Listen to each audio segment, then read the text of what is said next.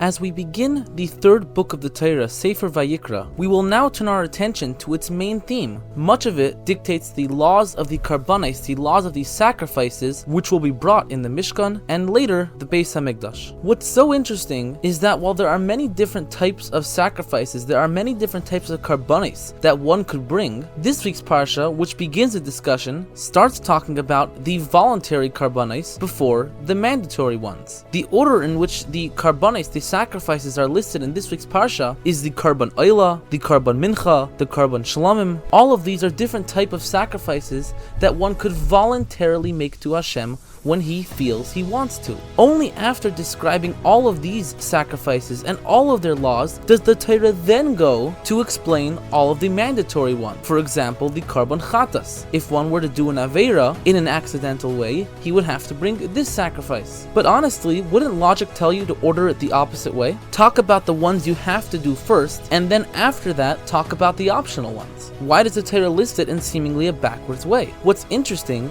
is that Rashi, which is the foremost commentator on the Torah when it comes to the simple meaning of the pasuk, doesn't explain anything here. So that's another point we need to understand. Furthermore, if you notice, of all of these karbanos, all of these sacrifices that are mentioned first in this week's parsha are all individual karbanos, sacrifices that are brought by one person individually. Only then, after which, does it then go to discuss the communal karbanos. Again, why are we seemingly going in a backwards order? We should be talking about the communal karbanos first. We should be talking about the mandatory karbanos first.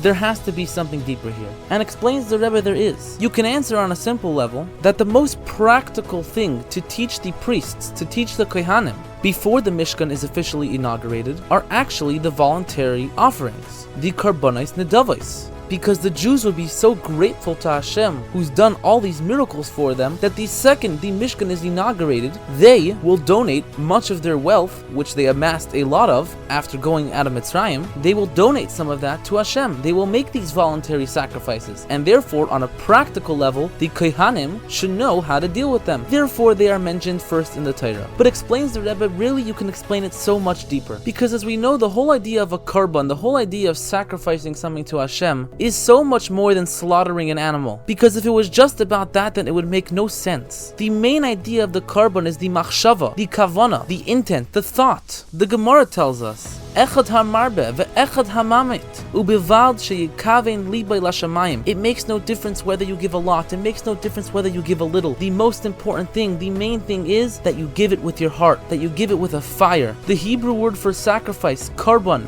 comes from the root word of kiruv, bringing close, becoming close to Hashem by this act that you're doing. That being said, the main thing that represents a karban, the main idea that represents a sacrifice, is not the obligatory ones. It's the voluntary ones, the ones that you decide to do. You would think if the intention and the machshava behind the sacrifice is so important, the Torah should have mentioned it. The answer is, it does. We list the voluntary offerings, the karbanos nedavos, first to teach us this point, that a karban has to be given with nedivos halev, with heartfelt willingness. And only once we understand this point can we actually begin to understand the rest of the picture. And that's also why we start with the individual offerings first, because it's all about the fact that you look at your individual life and come to the conclusion that you need to give back to Hashem. And just because we don't have a physical Mishkan, just because we don't have a physical Beis HaMikdash to bring our sacrifices to, doesn't mean this message doesn't apply to us. We all can look around our life and see so many good things. We could look around and point out challenges, but you can also look around and point how really those challenges are good in the bigger picture. And then to look how much good you have in an open, revealed way. A person has to constantly remember and give thanks to Hashem, no matter where he is, no matter where his life takes him,